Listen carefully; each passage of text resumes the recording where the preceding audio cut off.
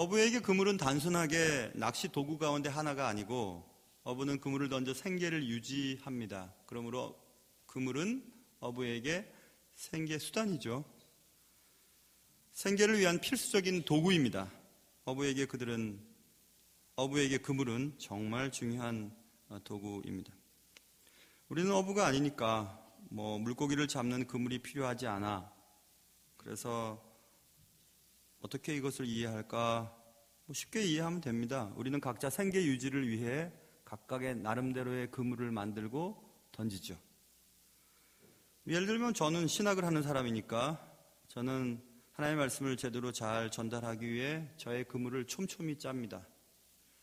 새로 발견된 고고학적인 논문 같은 것들이 발견되면 들여다보고 또 새로운 책들이 나오면 주문해서 보고 하면서 저의 그물을 촘촘히 짜고 또 질긴 것으로 갈고 또 깨끗이 수선해서 될 수 있으면 수확량이 많도록 애를 씁니다.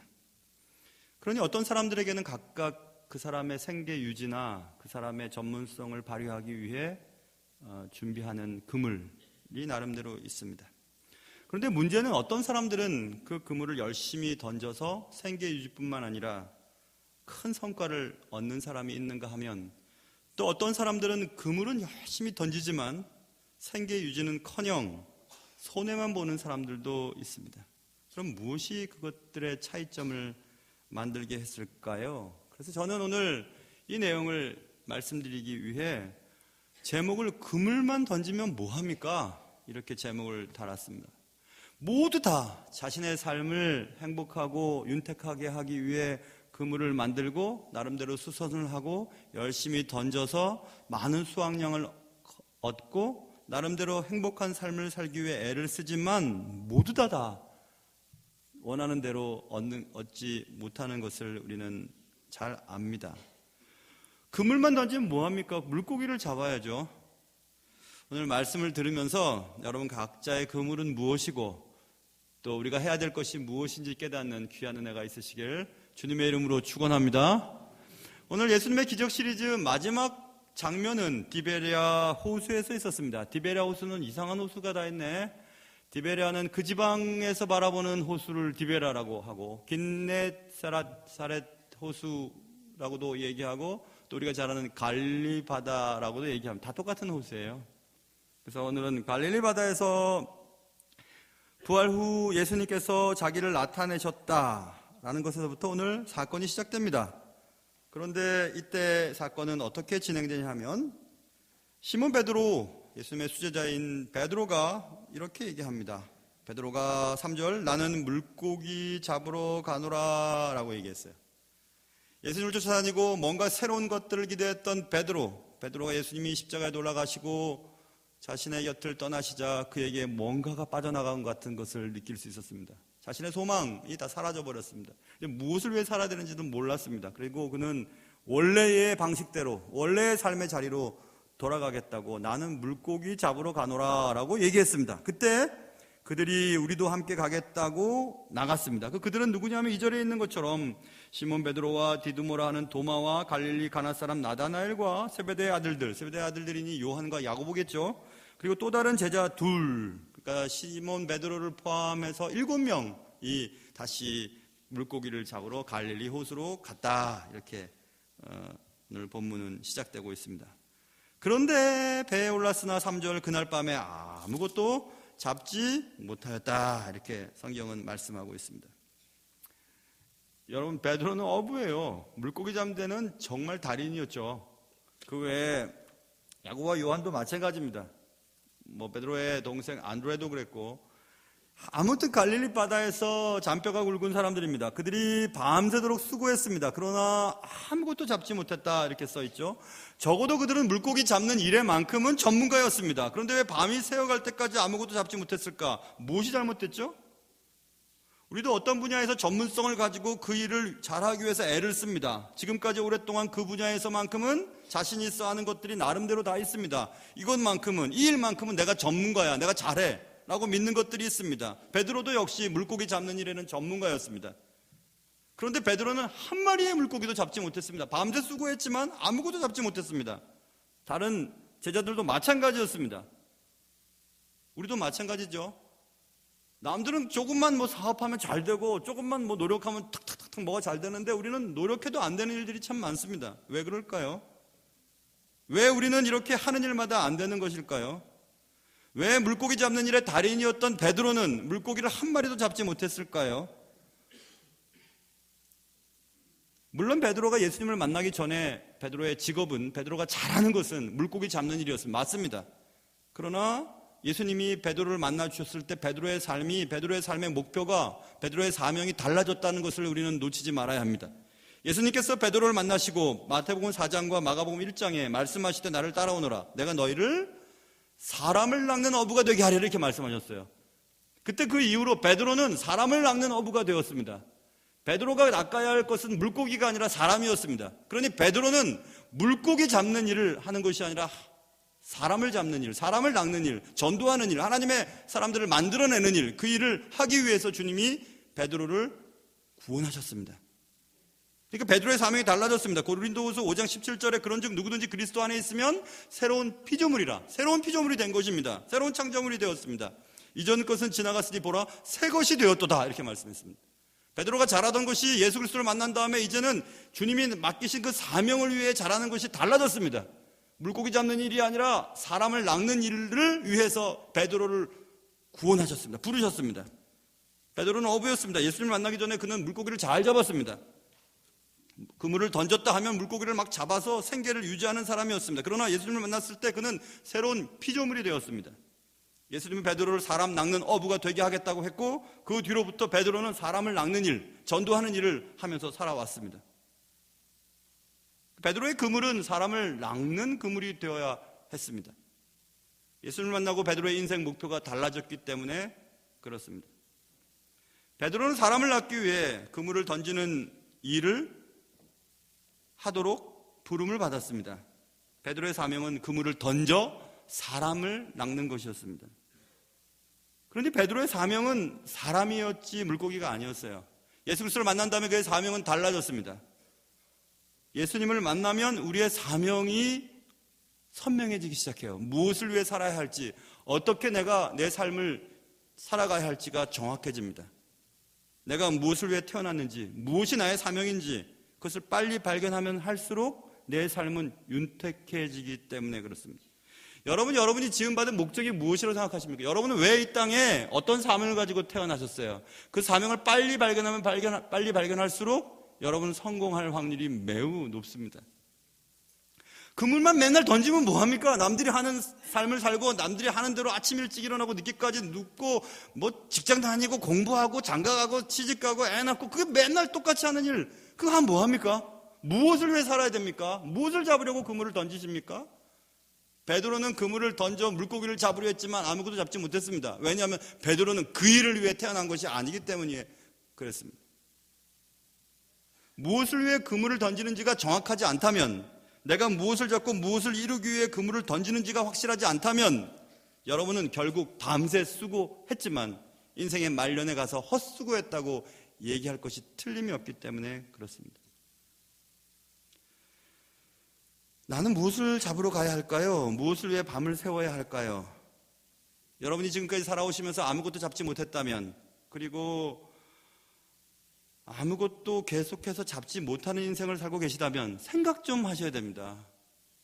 내가 잡아야 할 것이 무엇이지? 무엇을 위해 살아야 되는 거지? 무엇을 위해 그물을 닦고 그물을 깁고 그물을 좋은 곳으로 만들기 위해서 애를 쓰고 그물을 촘촘하게 만들어야 되는 거지? 왜 그물을 던져야 하는 거지? 좀 더 확대해 볼까요? 여러분과 제가 지금 뭐 살 만큼 사신 분도 계시고 많이 사신 분들 계시고 이제 한참 살아야 될 분들도 계시는데 누구나 똑같이 어느 날 갑자기 그런 생각이 듭니다. 왜 행복하지 않지? 왜 행복하지 않을까? 원하는 학교도 들어가고 원하는 사람과 만나고 결혼도 했고 애도 키워봤고 뭐 승진도 해봤고 다 했는데 왜 행복하지 않을까? 초대 교부와 속사도들이 얘기했던 거 공통점 하나가 있어요. 하나님이 인간을 창조하시고 인간의 마음속에, 영혼 속에 뭐 하나를 비워두셨어요. 그 비운 공간을 채우기 위해 먹거나 마시거나 혹은 공부를 하거나 누구를 만나거나 여행을 다녀보거나 모든 것을 사보지만 채워지지가 않습니다. 결론은 거기에 하나님이 들어가셔야 채워져요. 하나님이 딱 들어가시면 그때 만족감이 생깁니다. 행복감이 생겨요. 뭐 때문에 그물을 매일같이 던지고 무엇을 잡기 위해서 애를 쓰고 잠 못 자고 애쓰십니까? 하나님이 들어가셔야 돼요. 하나님이 들어가시면 그때 비로소 만족감이 생기고 행복감이 생기고, 왜 살아야 되는지, 무엇을 위해 살아야 되는지, 왜 밤을 새워 수고해야 되는지, 그것이 선명해지기 시작합니다. 베드로는 그물을 던졌지만 그가 원하는 것을 이룰 수 없었습니다. 왜냐하면 그는 그 일을 위해 부름받은 사람이 아니었기 때문에 그렇습니다. 어느 때 그런 얘기 한 적이 있어요. 목사 너무 힘든데 그냥 장사 하나 해볼까? 근데 생각해 봤어요. 장사하면 다 망할 것 같아요. 왜? 저는 그 일을 하도록 부름받지 않았기 때문에 그렇죠. 함부로 얘기할 거 아니죠? 똑같습니다. 똑같아요. 여러분과 저에게 오늘 말씀을 듣는 가운데 여러분의 사명이 선명해지는 은혜가 있기를 주님의 이름으로 축원합니다. 자, 그래서 이제 아무것도 얻지를 못했습니다. 그런데 어떤 사람이 얘기하는 거예요. 얘들아, 너에게 고기가 있냐? 고기 잡았냐? 아무것도 안 잡은 줄 아시지만 예수님 물어보시는 겁니다. 스스로 인정하게 하기 위해 대답합니다. 없습니다. 아무것도 잡지 못했습니다. 그러자 예수님이 말씀하십니다. 이르시되 그물을 배 오른편에 던져 그리하면 잡을 거야 말씀하셨습니다. 이에 던졌더니 그물이 많아 그물을 들 수가 없을 정도로 고기가 잡혔어요. 이런 일이 벌어졌습니다. 고기를 잡지 못했던 제자들은 낙심에 빠져 있었죠. 아니, 이제 이것도 못하는구나. 내가 나이가 들어서 그런가? 3년 동안 고기를 안 잡았더니 이제 고기 잡는 법도 잊어버렸나? 뭐가 잘못된 거지? 그때 누군가가 얘들아 너에게 고기가 있느냐? 아니, 없습니다. 하나도 없습니다. 그래? 배 오른편에 던졌더니 그물에 고기가 가득 찼습니다. 밤새 허통을 쳤던 제자들이 오른쪽에 그물을 던졌더니 그물에 고기가 가득 찼습니다. 그때 제자들이 무슨 생각을 했을까요? 이런 생각했지 않았겠습니까? 맞아. 그동안 우리는 왼편에만 던졌나 보다. 오른편에 고기가 왔을 텐데 오른편에 던졌더니 고기가 이렇게 잡혔으니까, 이 말씀을 듣고 모든 사람들은 오른편에 던지라, 예수님이 오른편에 던지라 했으니까 오른편이었는데 왼편에서만 내가 애를 썼구나, 앞에만 뒤만 그물을 던졌구나 하고, 그렇지 방향이 중요한 거야 하고 우리는 늘 삶은 방향이 중요하다고 얘기합니다. 속도보다 방향이 중요하다고. 근데 한번 가만히 생각해 보세요. 그 제자들이, 7명의 제자들이 계속 왼편에만 그물을 던졌을까요? 왼편에만 계속 밤새도록? 그러지 않았을 거예요. 그런데 왜 오른편에 그물을 던지라고 했을 때 그물에 고기가 많이 올라왔을까? 그렇다면 오른편에 그물을 던진 행위가 중요한 것이 아니라, 예수님께서 고기 있니? 고기 없는데요. 그래? 그럼 지금 배 오른편에 그물을 던져라. 이에 던졌더니 그물에 고기가 가득 찼다. 이거죠, 그렇죠? 자, 보세요. 하나님께서 우리가 볼 수는 없지만 물고기를 지금 움직이고 계십니다. 예수님께서 움직이고 계셨어요. 그리고 말씀하십니다. 자, 얘들아, 물고기 없지? 배 오른편에 그물을 던져라. 이에 던졌더니 물고기가 쭉 오다가 베드로의 배 오른편으로 쭉 가다가 그물이 떨어지는 곳으로 다 들어가 버린 겁니다. 그렇죠? 그렇다면 오른편에 던지고 왼편에 안 던지고, 왼편에 던지고 오른편에 던지는 게 중요한 것이 아니고, 방향이 중요한 것이 아니고 타이밍이 중요한 거예요. 타이밍. 우리는 그물, 질기는 그물, 또 촘촘한 그물, 굉장히 멋있는 그물, 좋은 그물을, 거기에 관심이 많습니다. 그리고 방향이 관심이 많습니다. 그러나 타이밍이 중요해요. 어느 순간 누구를 만나고, 어느 순간 어떤 말씀을 듣게 하고, 어느 순간 어떤 책을 보게 하고, 어떤 사건을 경험하게 해서 어떤 일들을 이루어 가시는 하나님, 그게 하나님의 보이지 않는 왼손 사역입니다. 섭리예요. 섭리. 하나님의 섭리. 제가 알고 있는 어떤 집사님은 세니타이저, 살균제, 살균 사업을 하셨어요. 오래전에. 근데 장사가 안 되니까 그냥 집어쳐 버렸습니다. 그러고 얼마 있다가 메르치가 되면서 그 일을 하는 사람이 대박이 났죠. 그죠? 타이밍이에요, 여러분. 근데 그 타이밍, 배 오른편으로 물고기를 쭉 몰아가셔서 그물을 던지는 것 찰나에 물고기가 그 그물 속으로 들어가게 하시는 것이 누가 하시는 것입니까? 하나님이 하시는 것이에요. 하나님이. 근데 우리는 항상 방향에만 관심이 많아요. 그래, 내 방향이 잘못됐으니까 내가 실패한 거야. 아니에요. 우리의 방향이 오른편이든 왼편이든 앞이든 뒤든 우리가 하려고 할 때 하나님이 예수님이 말씀하셨고 그 말씀을 따라 이에 순종해서 그물을 내리는 일이 필요합니다. 그렇기 때문에 말씀을 순종하느냐 순종하지 않느냐가 우리의 인생의 성공과 실패를 나누는 것이지 그물의 문제도 아니고 방향 문제도 아닙니다. 오른편에 던지라고 하셨을 때 아니 내가 밤새도록 오른편 안 던져본 줄 아세요? 그렇지만 예수님의 말씀을 듣고 그대로 순종했을 때 그때 비로소 그들이 바라던 물고기가 가득 찼다는 것을 성경은 보여주고 있습니다. 우리가 볼 수 없고 알 수 없고 도대체 이해할 수 없는 일들을 우리를 위해서 지금 주님은 하세요. 물고기 얘들아 우리가 이쪽으로 갈까? 그래 가자 다 따라가게 하셔갖고 정확하게 그 그물에 걸려들게 하시는 분이 하나님이세요. 물고기의 마음도 물고기의 헤엄 경로도 움직이시는 분이 하나님이시라면 여러분이 하는 사업과 여러분이 만나는 사람들과 여러분들이 계획하는 일들을 왜 주님께서 계획하시고 가장 성공적인 방법으로 움직이시지 않으시겠어요? 날마다 그래서 주님의 음성을 들으셔야 돼요. 주님이 내게 뭘 말씀하시는지 들으셔야 돼요. 나의 경험 오른편에 던져봤어요. 근데 안 됐어요. 그게 아니고 지금 주님이 오른편에 던지라 하시면 과거의 경험은 다 뒤로 던지고 지금 물고기를 잡기 위해 그물을 내릴 때 우리의 원하는 것이 우리의 바라는 것이 이루어진다는 사실을 여러분 꼭 기억하시고 하나님의 말씀을 듣고 순종하는 귀한 은혜가 있으시기를 주님의 이름으로 축원합니다. 자, 거기까지 이제 됐어요. 그런데 물고기가 잡혔습니다. 그물을 많이 그물에 고기가 너무 많아 들 수 없을 정도로 물고기가 잡혔습니다. 그때 베드로는 뭔가 3년 전쯤에 이런 비슷한 경험을 했던 것 같아요. 밤새도록 수고했는데 물고기 하나 잡지 못해서 새벽녘에 물고기 그물 씻고 이제 집에 가서 밥 먹고 자다가 또 해 떨어지면 또 물고기 잡으러 나와야지 하고 해안가에서 그물 깃다가 어떤 사람이 와서 네 배에 오르겠다. 오르세요. 한참 말씀하시고 깊은 데로 가자. 깊은 데로 가고 그물 내려라. 기껏 씻었는데요. 그물 내리라니까 내렸더니 물고기가 많이 잡혔습니다. 3년 전 이와 비슷한 일이 생겼거든요. 베드로는 뭐가 좀 옛날 일이 생각나는 듯 했었습니다. 혹시 근데 7절 보시면 예수께서 사랑하시는 그 제자가 세베대의 아들 요한과 야고보라 그랬죠. 요한이 예수님이 특별히 사랑했던 제자였죠. 요한이에요. 요한이 발견한 겁니다. 예수님이네. 베드로에게 얘기한 거. 베드로님, 예수님이에요. 저분 예수님이에요. 예수님이라니까요. 베드로는 설마 날 찾아오셨던 그날 밤, 그 새벽, 아니 그때? 아니야. 근데 비슷한 일이 벌어지고 있었어요. 설마 하다가 저분 예수님이라는 말을 듣고 보세요. 그 다음에 베드로가 주님이시라 하니 시몬 베드로가 벗고 있다가 주님이라 하는 말을 듣고 겉옷을 두른 후에 바다로 뛰어내리더라. 이상한 일을 합니다. 이상한 행동을 해요.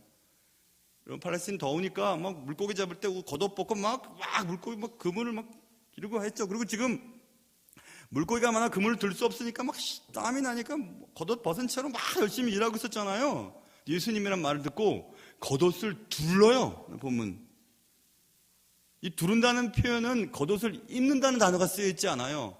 둘러가지고 동여맨다는 단어가 쓰여 있거든요. 여러분 예수님이란 말을 들으면 베드로가 정말 예수님을 만나고 싶었으면 벗은 채로 뛰면 됩니다. 물고기 바다에 뛰어들어서 헤엄쳐서 요즘 본문에 보면 불과 한 50칸쯤 됐다고 써 있죠. 50칸이면 한 100야드쯤 되거든요. 100야드는 90m쯤 돼요. 90m쯤 헤엄쳐가지고 주님 보고 싶었어요. 주님이 다시 부활하신다는 약속을 믿었지만 그래도 잘 미치지 않아 지금 물고기 잡으러 왔습니다. 그러나 주님 찾아오셔서 너무 감사하고 막 만나면 되는 거예요. 그런데 왜 벗고 있다가 겉옷을 둘러서 짜매고 그리고 배에서 바닷물로 뛰어들었을까 하는 어릴 때부터 궁금했어요. 굉장히 궁금했습니다. 목사님들 여러 가지 설교도 많이 들었습니다. 예수님을 정중하게 맞이하기 위해서 겉옷을 챙겨 입었다라고 하시는 분부터 체온이 떨어져가지고 체온을 유지하기 위해서 겉옷을 입고 뛰어내렸다라는 분까지 조금 더 최근에 어떤 학자들의 견해가 있는지 하고 또 저널 나온 거 한번 들여다봤는데 없어요. 살짝 넘어가요. 참 궁금했습니다. 왜 겉옷을 입고 갔을까? 집 나간 아들 멀리서부터 지켜보고 있다가 집 나간 아들이 저기 보이면 버선발로 뛰어나가는 것이 아버지의 마음이잖아요. 신발 신을 시간이 어디 있습니까? 겉옷을 입을 시간이 어디 있어요? 그런데 겉옷을 입는 것도 아니고 겉옷을 두르고 딱 종여 매고 바닷물로 뛰어든 겁니다. 이상하죠? 아무리 생각해도 이상합니다. 왜 그랬을까요, 여러분? 왜 그랬을까요? 물고기에 다시 잡히자 베드로는 그때 그 일이 생각났을 것 같습니다. 예수님을 처음 만났을 그때 새벽, 그리고 예수님을 부인하던 때가 생각이 났겠죠. 닭이 울고 통곡하던 그때, 그리고 예수님이 갑자기 보고 싶어졌습니다. 바로 그때 예수께서 사랑하시는 제자 요한이 저분 예수님이라고, 예수님이 오셨어 라는 말을 듣고 갑자기 겉옷을 두르고 뛰어내려 버리죠. 예수님 만나기 위해서 뛰어내린 게 아닌 것 같아요. 그런 것 같지 않아요. 그렇다면 벗은 몸으로 그냥 뛰어내려야 됩니다. 여러분, 옷 입고 헤엄치기 너무 힘들고요. 팔레스틴의 겉옷은 외투 수준이에요. 그것 없고 자요. 입을 수준입니다. 그것을 동여매고 뛰어들어가지고 헤엄을 쳐서 간다고요? 말도 안 되는 소리예요. 그것은 모르는 일이에요. 그것은 팔레스틴의 고대 근동 사람들의 의식주도 모르는 사람들이 하는 설교입니다. 그럼 왜 겉옷을 두르고 뛰어내렸을까요? 물이 들어오면 체험을 칠 수도 없고 점점 물에 빠질 텐데 말입니다. 납득이 가지 않는 행동입니다. 왜 그랬을까요, 여러분? 제 기억으로는 미국 처음 제가 공부하러 갈 때였던 것 같아요. 정확하지는 않습니다. 샌프란시스코에, 그땐 시카고로 가는 직항이 없어서 샌프란시스코에서 내려서 다시 미국 국내선 비행기를 타고 로키 산맥을 지나서 시카고로 가던 길이었던 것 같아요. 제 생각으로. 그때 로키 산맥의 기류가 아주 좋지 않았던 기억이 납니다. 막 그냥 비행기가 흔들렸어요. 외국 사람들 똑같은데요. 막 소리 지르고 막 각각 자기가 믿는 신들 부르고 야단났어요. 전 어땠을 것 같습니까? 저는 아무렇지도 않았어요. 그리고 딱 비행기에서 편안했어요. 비행기에서 딱 내린 다음에 세미나 때 한번 얘기 드렸죠. 그 미국 사람들 쳐다보면서 니들 나 때문에 산 줄 알아? 나는 지금 공부하러 왔고 나는 아직 죽을 때가 안 됐어. 니들 나 때문에 산 줄 알아? 그렇게 얘기할 만큼 제가 마음이 편안했거든요. 왜냐하면 할 일이 남아있으니까. 하나님 내게 공부하러 보내시고 사명을 수행하기 위해 아직도 내가 준비가 덜 됐다는 것을 내가 잘 알기 때문에 여기서 추락하지는 않을 거야. 분명히 믿었습니다. 2주 전에 캄보디아에 갈 일이 있었어요. 선교지 제가 돌아볼 일이 있어서 교회에서 그 비행기 타고 가는데 또 롤링이 있었어요. 롤링이 있었어요. 옆에 있던 제 아내가 제 손을 꽉 잡았어요. 하고 소리 지르고. 다른 사람도 되게 놀랐어요. 갑자기 막 쿵쿵 하니까 얼마나 놀랐겠어요. 이번에도 마음이 편안했어요. 왜 편안했냐면 이번에는 여기서 죽었으면 좋겠다 생각했어요. 이렇게 그냥 죽으면 좋겠다 그랬어요. 충분하다, 이제 할 만큼 했다, 됐어. 아무렇지도 않았어요. 아무렇지도. 애들 생각도 아무렇지도 않아요. 교회 생각 안 했어요. 여러분 생각 안 했어요. 됐습니다. 왜 그랬을까 생각해 봤어요. 나중에 알게 됐지만 그거 사단이 하는 거죠. 그렇죠? 사단이 하는 거죠. 베드로가 예수를 부인하고 날마다 새벽에서 닭이 울 때 얼마나 죄책감에 시달렸겠어요. 수치심. 죽는 데까지, 주님 죽는 데까지 나 가겠노라고 했던 그가 예수 그리스도를 부인하고 계집종 앞에서 예수 그리스도를 저주하고 그렇게 형편없이 추락한 자기 자신을 견딜 수가 없었던 그는 그렇게 지내고 있었습니다. 야, 주님의 사람이 이 정도구나. 저도 똑같은 마음이었어요. 야, 그깟 일 갖고 그렇게 힘들어하냐? 그리고 그렇게 하냐? 그래서 얼마나, 근데 정말 죽고 싶었어요. 그냥 편안했어요. 알았어요. 베드로가 겉옷을 두르고 짜매고 물고기 바닷속에 떨어진 것은 죽고 싶었구나. 그가 겪은 수치심, 그게 괴로움, 절망감, 계집종 앞에서 주님을 배신했던 그런 별 볼 일 없는 자신의 모습, 그 아픈 상처. 됐습니다, 주님. 주님 만날 수가 없어요. 주님 얼굴 볼 수가 없습니다. 그리고 그냥 물속으로 들어간 건 아닐까 깨달음이 왔어요. 여러분, 다른 의견이 있으면 저한테 알려주세요. 베드로가 죽고 싶었구나. 이제 됐다고 생각했겠구나. 여기서 그냥 끝내는 것도 괜찮다고 생각했나 보구나.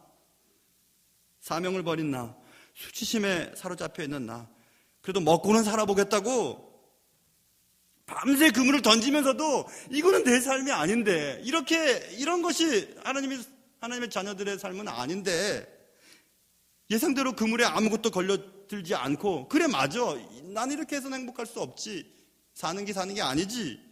그때 주님이 오셨다는 소리를 들었어요.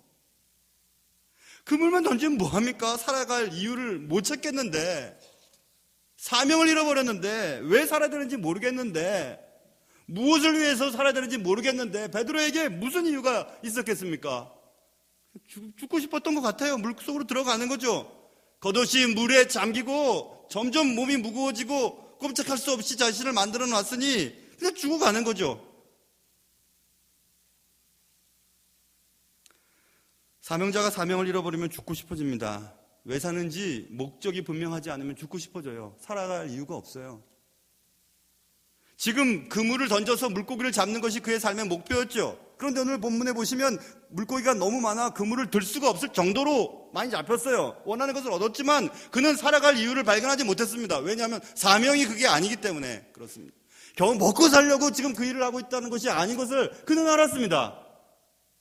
그래서 그는 편안히 이렇게 죽으면 좋겠다 생각했을 것 같아요. 나중에 천국 가면 어쩌보고 싶어요. 왜 그랬는지, 베드로님 왜 그랬는지. 너랑 똑같아 그러실 것 같아요. 너랑 똑같을 거예요.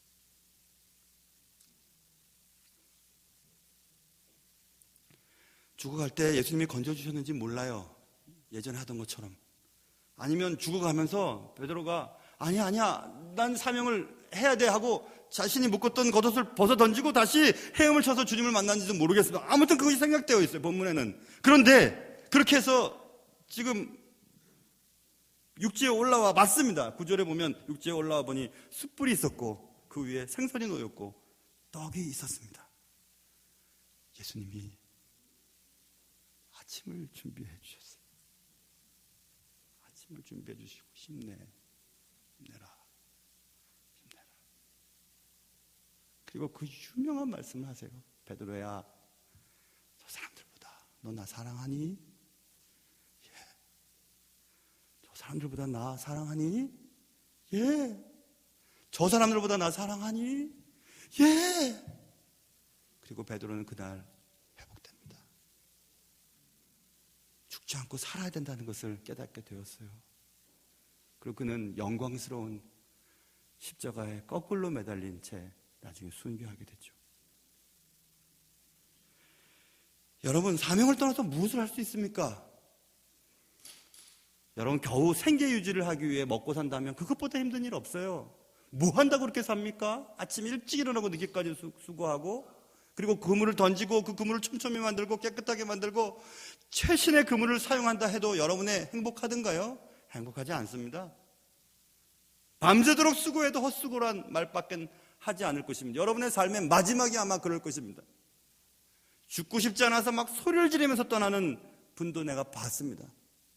예수님을 믿는다고 교회 다녔지만 주님을 부인하며 떠나는 분들도 봤습니다. 말없이 교회에서 조용히 봉사하고 기도하는 자리에 늘 얼굴이 있었던 자는 하늘의 천사와 같이 아름답게 떠나는 것들도 봤습니다. 시편 127편에 여호와께서 집을 세우지 아니하시면 세우는 자의 수고가 헛되며 여호와께서 성을 지키지 아니하시면 파수꾼에 깨어있음이 헛되도다. 너희가 일찍 일어나고 늦게까지 누우며 수고의 떡을 먹음이 헛되도다. 그러므로 여호와께서 그의 사랑하시는 자에게는 잠을 주시는도다 라고 분명히 써 있습니다. 최선을 다했어도 헛수고만 했다면 이제 그만하세요. 이제 그만하셔야 돼요. 허탄한 일에 분유하고 쓸데없는 일을 위해 그림자같이 다니고 험담하고 시기하고 질투하고 자존심 상해하고 드러눕고 남 미워하고 싸우고 소리 지르고 그런 일 이제 그만하셔도 돼요. 그것 위해서 그것 위해서 여러분의 생명을 유지시켜 주시는 것이 아니기 때문에 그렇습니다. 사명을 위한 길에서 벗어나 있다면 여쭤보세요. 주님, 내가 뭘 위해서 이 땅에 태어났습니까? 나를 통해서 하실 일이 무엇입니까? 물고기 잡으려고 태어났나요? 사람 낚으라고 주신 사명을 배제하고 살아간다면 행복하지 않을 겁니다. 절대 행복하지 않을 겁니다. 잘못된 길이라면 시간이 많을수록, 애를 많이 쓸수록 목적지에서 멀어질 수밖에 없기 때문에 그렇습니다. 그러므로 늘 시선을 바른 목표를 향해 고정시켜야 돼요. 그리고 길을 잃지 않고 달려야 합니다. 빌립보서 3장에 형제들아 나는 아직 내가 잡은 줄로 여기지 아니하고 오직 한 일, 해버린 일을 말합니다. 과거의 일을 말합니다. 과거의 일, 뒤에 있는 것은 잊어버리고 앞에 있는 것을 잡으려고 표대를 향하여 그리스도 예수 안에서 하나님이 위에서 부르신 부름의 상을 위하여 내가 달려가노라 이렇게 말씀하고 있습니다. 여호수아 1장에도 오직 강하고 극히 담대하며 나의 종 모세가 내게 명령한 그 율법을 다 지켜 행하고 우로나 좌로나 치우치지 말라 그리하면 어디로 가든지 형통하리라 이렇게 말씀하고 있습니다. 예수님의 말씀을 순종하면 우로 가든지 좌로 가든지 중요하지 않아요. 무엇을 하든지 상관하지 않습니다. 어떤 삶을 살든지 그게 중요하지 않아요. 하나님이 원하시는 삶을 살면 그것이 하나님이 나를 부르신 부름의 상을 위하여 살아가는 일이기 때문에 그런 것입니다. 그물만 던지면 뭐합니까? 매일같이 일어나서 열심히 수고하고 노력하고 돈 모으고 애들 공부시키고 집 사고 좋은 차 몰고 다니고 맛있는 거 먹고 여행 다니는 것이 물론 재미있고 중요한 일이지만 그게 전부는 아니잖아요. 그것 때문에 사는 건 아니죠. 분명히. 그물만 던지면 뭐합니까? 진짜 하나님의 은혜를 발견한 자, 진짜 하나님의 은혜를 경험한 자는 내가 원하는 것들이 찢어질 정도로 물고기가 그물에 가득 차도 뒤돌아보지도 않습니다. 사명을 향해 달려갑니다. 하나님이 나를 허락하신, 나를 살게 하신, 나를 이 땅에 보내신 목적을 향해 뛰게 됩니다. 베드로는 그날 이후 다시는 물고기 잡았다는 기록 없어요. 사명을 회복해야 되죠. 예수께로 다시 돌아가야 되죠.